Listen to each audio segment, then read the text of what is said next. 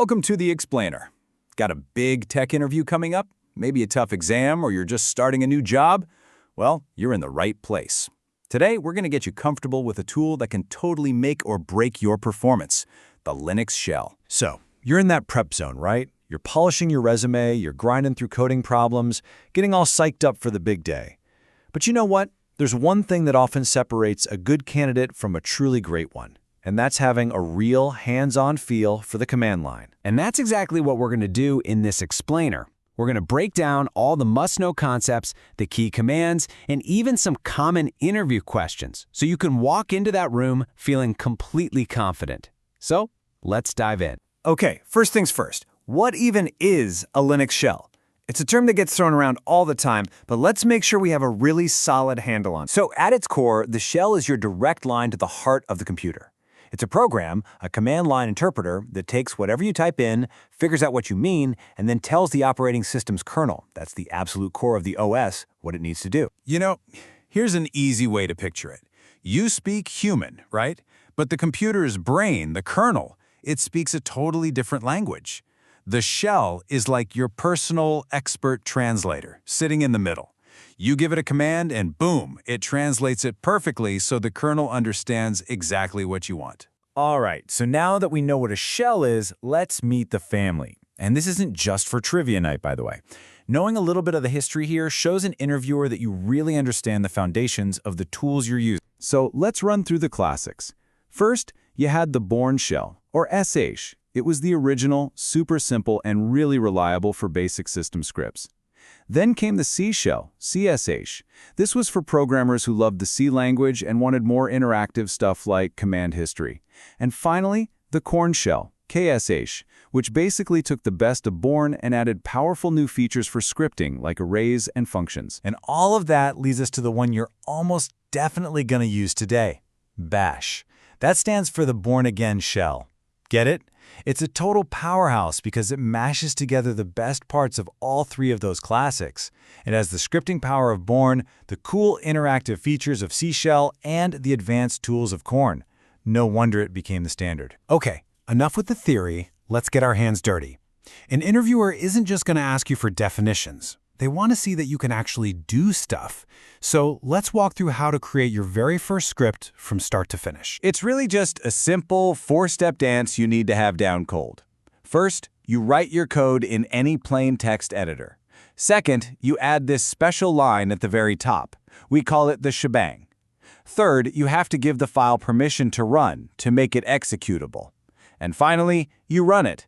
That's it. And here it is, in all its glory. The classic Hello World script. This is like the first thing you learn in any language, right? That first line is the shebang we just talked about. The second line just uses the echo command to print Hello World onto your screen. You should absolutely commit this to memory. It's a fundamental building block. So what's the deal with that weird /bing thing? That's the shebang, and it is so important. It's the very first thing the operating system looks at, and it tells it, hey, to run the commands in this file, you need to use this specific program. In our case, /bin/sh means use the Bourne shell.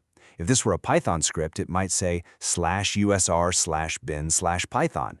It's the instruction manual for your script. All right, you've got the basics. Now, let's ramp it up and simulate the real deal. I'm going to throw a few quick questions at you, the kind you're very likely to hear in a real interview. So get ready. Let's do this. Okay, first one. You've written your script, you've saved it, now what? The interviewer wants to know the exact commands you typed to bring that script to life. What is it? And that is your A+ answer. It's two parts. First, chom mod plus x, which means change mode and add the executable permission to your script. Then you run it with ./scriptname.sh. That little / just tells the shell, hey, the script you're looking for, it's right here in this current directory. Nail that two-part answer and you're golden. Question number 2. This comes up all the time in automation. Let's say your script needs to work with a file. Before it does anything, it has to check, is that file even there? How do you write that check? Now, this piece of code is fantastic to have in your back pocket. Let's break it down real quick. If -e $1 is the magic part, The E flag is just a test that checks for existence. And what is it checking? $1. That's a special variable that stands for the very first thing you type after the script's name on the command line. So you're telling it to check if that file exists. It's a simple, super powerful, and really common pattern. Now, this is a really good one. An interviewer asks this to see if you have a deep understanding of the tool, not just how to use it, but also when not to use it. So what are the downsides? Why isn't everything just a shell script? A really solid answer would hit on these points. For one, they can be kind of slow compared to compiled programs. You can also run into portability problems. A script written for Bash might throw an error in a different shell.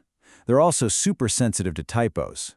And probably the biggest thing is that once a script gets really big and complex, it can become a total nightmare to maintain compared to a real programming language like Python. We have covered a ton of ground. So let's pull this all together into a clear, simple checklist you can use for your final prep. Think of this as your game plan for success. Okay, here's your final roadmap. Number 1 is practice, practice, practice. You have to actually write scripts with loops, if-then statements, and reading from and writing to files. Really master the key commands like echo, test, and chmod. Learn this one amazing debugging trick, set -x. If you put that at the top of your script, it'll print every command before it runs, which is a lifesaver. And finally, get to know the standard streams, input, output, and error, and the basic process states. Knowing this stuff is what really separates a beginner from a pro. And there you have it. You've got the framework, you know the history, you've got the practical skills, and you've seen the kind of questions you'll face. The toolkit is yours. So the only real question left is, what problem are you going to solve first? What boring, tedious task are you going to automate? You've got the tools now. Go get them.